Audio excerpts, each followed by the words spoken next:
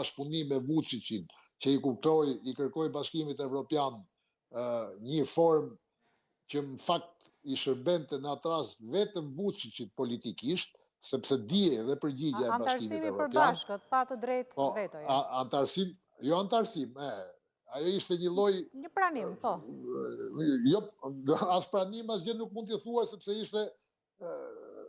Nuk ekziston ai status, praktikisht. Është hera parë që një vend kërkoi domthonjë një status që ju thash nuk ekziston.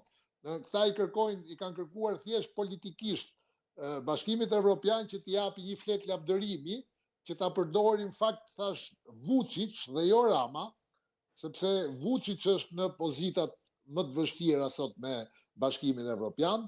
Vučićit i janë vënë kushte dhe i pari është njoja e Kosovës, dhe Rama me këtë që bëri, me tentativën, se thash, as nuk bëhe fjalë që të pranoj propozimit tyre, po me tentativën që bëri, i shkoi krejtësisht në krah të qëllimeve anti-shqiptare të Vučićit.